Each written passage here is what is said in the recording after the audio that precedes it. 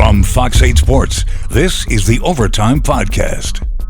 From the Fox 8 studios in New Orleans, this is the Fox 8 Overtime Podcast. I'm Vasilios. That is Sean Fazende. Remember to like, subscribe, rate, and review. You guys can find us wherever you listen to and watch your podcast. And if you happen to be watching on YouTube, hit the little bell notification button. You get notified every time we upload a new podcast. Sean, happy Friday to you. It is the end of the week, and we are heading into the weekend for another Saints game. Heading into the weekend, a big prep weekend, big college weekend, big Saints weekend, but we're going to talk Saints here first like we do. And it is a big one for the Saints, but like Sil said, like this video if you'd like. Also subscribe to our page if you'd like. We're hoping you do because we're trying to build those subscribers and getting a lot of activity, a lot of interaction, if you will, on these videos, and we keep them coming. So be sure to subscribe to this video, like, share, rate, review if you get the audio version, wherever you get your podcasts. So, yes, Sil, a beautiful week in the city of New Orleans. A pretty smooth week. Yeah. In Metairie, sometimes that could give you a little anxiety when it's almost a little too smooth. But I think everyone kind of understands the situation at hand with the Saints and Bears, and the Bears coming to town on Sunday. All right, and so as we try to do most episodes, we got to look at the whole deal. So big picture, Sean, how do we look at this as we head into this game against the Chicago Bears? Yeah, it's what we do. We try to go big picture first, just to kind of conceptualize what we're looking at as we head into a big Saints weekend. And what I got for you is this, Sil. Dealing with failure versus dealing with success. The Saints have had opportunities to do both this season. Is that correct? They've had chances to do both. Yeah, I mean, their record says they have. They have. They've dealt with failure, I guess you could say, okay. I mean, back-to-back two-game losing streaks, back-to-back times, they didn't let it get to 3. So when they were down in the dumps after 2 straight losses, their second straight loss was to, Tampa Bay? They rallied, got the win.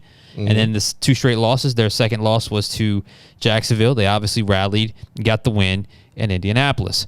You don't want to have to constantly be put in a situation to deal with failure. You want to be able to deal with success, but one kind of ties into the other. Now the Saints have the opportunity to deal with success. In the last couple of times they've had the opportunity to do so, they have failed in dealing with success. Despite it being successful in dealing with failure, they have failed in dealing with success. Like what I did there? Hope I didn't confuse you. But anyway, here's the deal. The last time they had a great game before Indy was New England. And they were bad the following week, obviously, to Houston. Didn't deserve to win that game. Had a chance, did not play well. They were in the game, but they didn't deserve to win that game. Houston deserved to win that game. And then obviously that loss turned into 2 with Jacksonville. Again, a game they deserved to lose. So you have another opportunity here to build off of a very successful game. And not just a successful game in terms of getting a win back, but it was your offense kind of resurrected itself in Indianapolis. And I don't care, bad defense. Yeah, I get it. NFL defense. So I really don't care where their defense ranked or whatever. That offense needed that performance so badly. So now you get the opportunity now to deal with that success and build off that success, which has been sort of the theme all week at camp. No one's ready to throw a parade, rightfully so. Again, I like the sense of self-awareness with this club. It would be horrible if this team was in denial right now, but they're not. They have a pretty good sense of where they are mentally where they need to be in terms of the state of the entire franchise. I agree. So you have this golden opportunity. Everything's pointing in your favor. Everything is there. You have a wounded Chicago Bears team with a backup quarterback coming to town. Still, I don't know if you have the injury report close. I do. If you could look it up. The Saints are as healthy going into a game as we've seen them in quite some time. So you're healthy. Yep. You're coming back home. And I will leave you with this on this sort of feeling. Make last week the start of a run, not the premature end of a run. Let's get a run going here. Let's make the Indianapolis let's make that the turning point in the season where you're able to stack a few, get a few together, and really create some distance. And, get out of this middle class of the NFL rut that no one wants to be in. You got your bad teams, you got a few good teams. The Saints at 4-4, right in the middle. Inch closer to getting out of the middle of the pack and getting into some of the closer to the, I don't want to call it upper tier, but in that next tier of teams in the NFL. So you can't start stacking until you get one. You got one last week. Now you got to get two, and away they go. So that's my big picture theme is deal with success equally as you dealt with failure. Give it the same sense of urgency, the same focus, the same detail, the same attention, because that's what caught them in Houston. They didn't have the attention. They didn't have the focus. They didn't have. They relaxed. Hopefully, they learned their lesson. And this week, it's a much different story when they are coming off a victory. Sean, you described how healthy they are. They have why don't you read the list off? Yeah, absolutely. Ty Summers is their only out player for Sunday with a concussion / hamstring. Mm-hmm. Then we have a large list of full practices right here, something we haven't seen in a minute. Lynn Bowden, Michael Thomas, Andrus Peat, Taysom Hill, and James Hurst. Then you get into the limiteds with Demario Davis and Malcolm Roach, and then there was a DNP today in Kendre Miller. So you have one guy out, two guys questionable in Malcolm Roach and Kendre Miller. Yeah, the Kendre Miller thing was the illness, right? Yes. So is that the same bug going around? It would appear so. I'm not going to describe it the same way Alvin Kamara did, but hopefully that's run its course through this organization. James Hurst is going to be back. DA said as much earlier today. So we'll see how the offensive line, shuffles back. Does Andrus Peat stay at left tackle? Does he shift to left guard? Does Hurst go out to left tackle? Or does he go to left guard? I mean, that's interesting. I want to see how that comes together because last week I thought the offensive line played really well. And the coming and going up front has just had an impact on just their production this season. So I would hate for them to mess up a good thing. So we'll see how James Hurst being back, if he gets reinserted into the starting lineup and how that goes. So you can't come into this with we're so banged up. That's not the case. You are as healthy as you've been in quite some time. It is the perfect time for them to be coming back this healthy, considering they are back at home. Let's talk about that for a second. This is a great topic to talk about. Continue with your thoughts. So how do you feel about the Saints at home? Obviously, there were a couple games this season where it felt like a lackluster showing from the Hoodats in the stands. What has to happen this weekend? First off, I'm ready for the Dome to be back. I'm ready for the place is electric, place is loud, everybody dancing, having a good time. It's a Sunday afternoon party, New Orleans style, inside the Dome, and the team they love is just thrashing their opponent. And the vibes are electric, and it just feels very New Orleans because it's a party. It has not been that way in a really, really, really long time. The aura has been so bad inside the Dome. I mean, that Jacksonville game, the tension was so high. The frustration.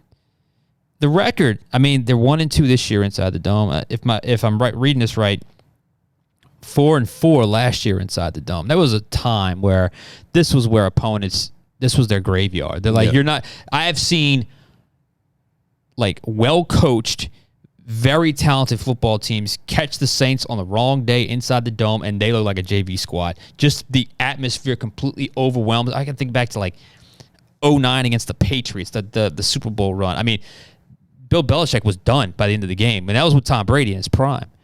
There's been plenty of examples like that. Let's get some of that back.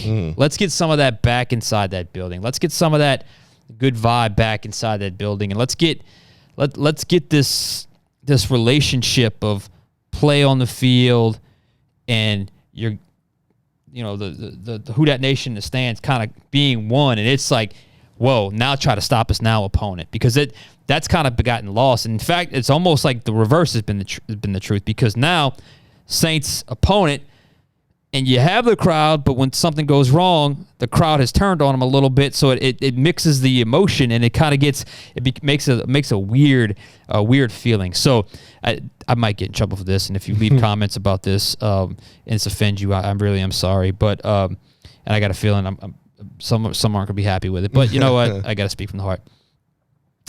I got no problem with fans booing when their team does a poor job and they look lost and they look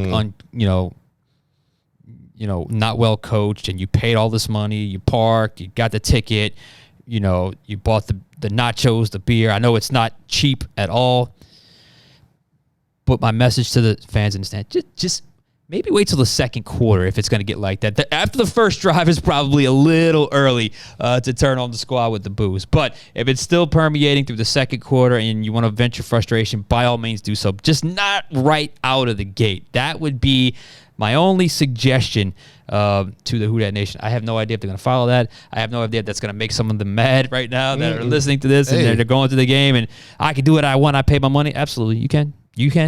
That would just be my suggestion because, psychologically that can actually boost your opponent. And fans set the tone. They do. And I know when the Saints are on the road and that home team they're playing and their fans turn on them like that, they get a little extra juice, get a little extra, a little jump because they feel like not only have they beating their opponent, they've now upset the fan base and they're actually not going against them. They're going against, their home team. So it's something to think about.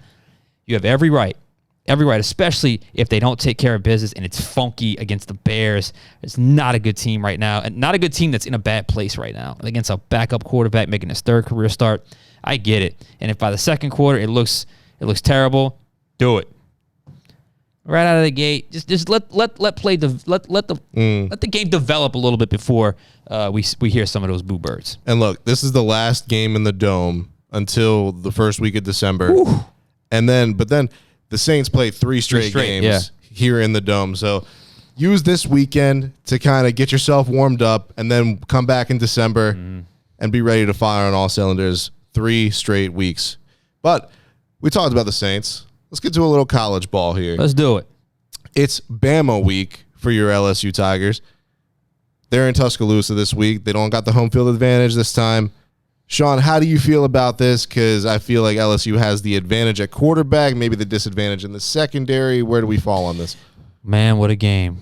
What a game ahead. And I have no doubt it's not going to disappoint in terms of just the sheer entertainment of this game like last year. Oh, last year was awesome. It was unbelievable. Now, this was in Tuscaloosa. And I gotta say, I went to the game of the century back in 2011 when LSU won 9-6. 2 undefeated teams. The Tuscaloosa atmosphere it's not as good as LSU Tiger Stadium, Baton Rouge when it's really going, but I would put it in the top 2 or 3 in the SEC in terms of just sheer atmosphere. So it's my kudos to them for just providing like the same atmosphere that I've been talking about. Just it's a lively place, not quite Tiger Stadium, but it's a lively place. But LSU has proven they can win there. They did it in 2019. They did it back in 2011. As I mentioned, they've come close a couple other times. Still, I'm going with my heart on this one. I'm going with my heart. I said it on the radio earlier this week. I'm going to say it here. Tigers win. All right. Tigers win because Jaden goes off. Jaden plays his you-know-what off. He does it all. And offensive line plays well. The running game plays well. The receivers are crushing it. Defensively, yes, I'm worried. Of course I'm worried. Of course I'm worried about that secondary. It's impossible not Here's to be. Here's what I'll say, though. You don't have to be great. You don't have to be good. You don't even have to be average. Just give me 2. Give me 2 takeaways. Give me 2 takeaways, and Jaden, do your thing, and LSU leaves with a well-earned, thrilling, exciting victory in Alabama. If they don't get that and it's kind of Alabama can do whatever they want on offense, and LSU has to match. I think Alabama's defense is good enough to get a couple stops against LSU's offense. Whereas if it's like Ole Miss with LSU secondary and they're just scoring every time, that could be a problem. So you ain't got to shut them down every time. Just give me 2. Give me 2 takeaways, and I think LSU can come out on top. All right, we're going to get to Tulane and ECU in a minute, but I wanted to ask you score prediction. I'm going to go – it's got to be high. It can't be a low-scoring game. I'm going to go 41-38 LSU. 41-38. I'm going to say 35-28. Who wins? LSU. LSU. All right, good. LSU. I trained you well. It's hard when the entire office is full of LSU grads, but 3 of us, yeah. Yeah. Anyway, so Uptown, Tulane versus East Carolina University. Couple of defensive collapses, not enough to lose the last couple of games, but enough to worry you a little bit moving forward. My only worry is just if Tulane falls into a trap, because this could be, I guess, a quote-unquote trap game, but Tulane got to take care of business. Yeah. Win this game. Don't mess around. No. Don't mess around with this team. And if they're able to win this game, that makes 20 wins over 2 seasons. 20 wins over 2 seasons. The 180 in program stability from where it was before Willie Fritz got here to where it is now is truly remarkable. And I hope it can stay this way. But this season, I mean, it's been unbelievable because, you know, they had one of the best seasons in team history last year, and they come right back and they follow it up with an even better year. If you're able to get to 20, I guess even if they don't do it this week, they will do it at some point this season. For sure. But back-to-back conference championships, hopefully. Back-to-back big-time bowl games, hopefully. Incredible quarterback play, line play, head coach, just program stability, even with an athletic director who's gone. They don't have one right now. What a remarkable turn of events for Tulane. And it's what all the Tulane people have always wanted. And yet, here it is, finally. The program, not just a one-off, but consistent success. Take care of business against ECU. Now, something I did hear, and the 20 wins tomorrow could be a very real thing. That's like the most win, or tied for like the third most wins out of any school in the last couple of years as well. So in college football? In college football right now. Will be 20 over 2 seasons. That's, I mean, that's success. I mean, and honestly, like I said before, if they're getting to 20 at 8 with their 8th win, it will be their 8th win this season, right? Yep. That means they won 12 last year. So you could probably push that you could probably push that to what, 23, 24 wins. Yeah. So it'd be hard to beat around college football. Got a score prediction for Tulane? I'm not gonna have an actual number. I'll just say they win comfortably by at least 2 touchdowns. All right, sounds good. Any final thoughts as we head into a packed local sports weekend? Enjoy the weekend. Should be a fun weekend. Enjoy Saturday. Enjoy Sunday. Friday night we got the big prep show tonight. We close out the regular season tonight in the prep football world. How about that? Good so grief. It should be, week 10, man. We're already into the postseason after this week. So enjoy your weekend, and we'll be back Monday. All right. Well, like Sean said, we'll be back Monday with recap of all of the weekend's action. For him and for me, this has been the Fox 8 Overtime Podcast. We'll catch you guys next time.